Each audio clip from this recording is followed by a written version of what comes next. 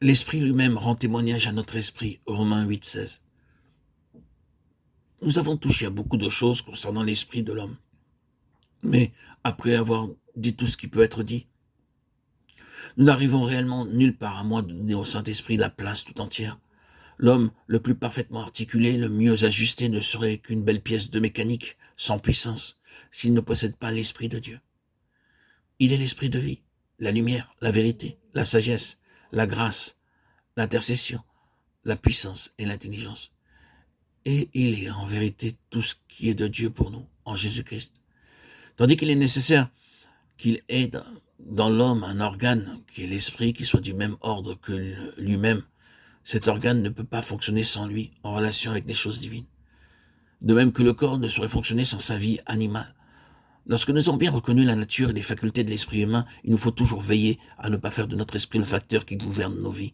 Ce n'est pas à notre esprit que nos oreilles doivent rester ouvertes. Une telle attitude nous amènerait dans de sérieux dangers. Il nous faut demeurer en Christ et non pas vivre dans notre propre esprit. Pour l'enfant de Dieu, le Saint-Esprit est l'hôte divin de l'esprit humain et il a la direction et le gouvernement de nos vies. Nous n'échapperons pas aux troubles et à la confusion si nous faisons une sphère de vie et si nous prenons nos décisions dehors du Seigneur lui-même.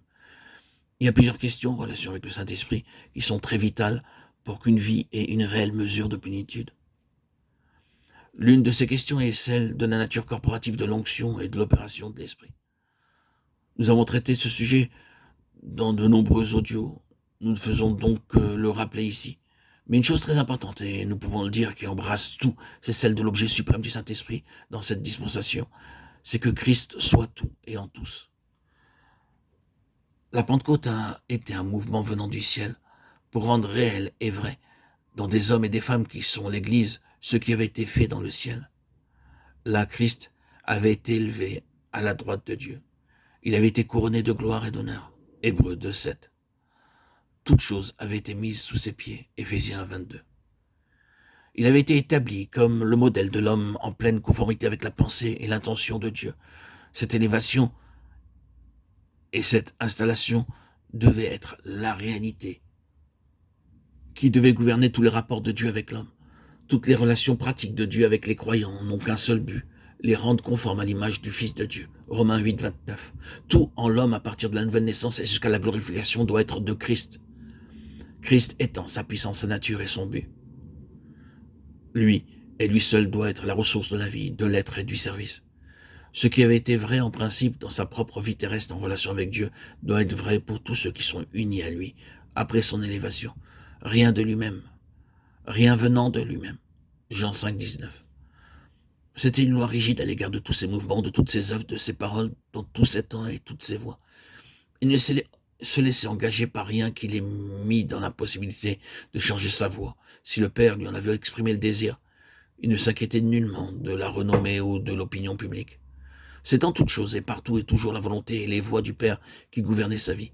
C'était là le grand comme qu'il avait saisi lui-même et qui devait saisir les siens après lui. Comme je vous ai aimé, vous aussi aimez vous les uns les autres. Jean 13, 34. Ils ne sont pas du monde comme je ne suis pas du monde. Jean 17, 16. Tu les as aimés comme tu m'as aimé. Jean 17, 23. C'est pour tout cela, pour cette mise de côté de tout ce qui est du moi, dans toutes ses voies et toutes ses considérations, pour que Christ soit mis sur le trône comme Seigneur absolu, que le Saint-Esprit est venu. L'âme est le siège du moi, de l'homme, l'esprit est le sanctuaire de Christ, ressuscité et exalté. Et c'est de là qu'il doit gouverner sur tout ce qui est personnel, en nous, afin qu'en toute chose il tienne, lui, la première place. Colossiens 1, 18. C'est là le seul objet de l'œuvre du Saint-Esprit. Et c'est à cause de cela que je fléchis les genoux devant le Père, lui demandant que selon les richesses de sa gloire, il vous donne d'être puissamment fortifié par son esprit dans votre être intérieur, en sorte que Christ habite dans vos cœurs par la foi, et qu'étant enraciné et fondé dans l'amour, vous puissiez comprendre avec tous les saints quelle en est la largeur, la longueur, la profondeur et la hauteur, et connaître l'amour de Christ qui surpasse toute connaissance, afin que vous soyez remplis de toute la plénitude de Dieu. Éphésiens 3, 14, 19.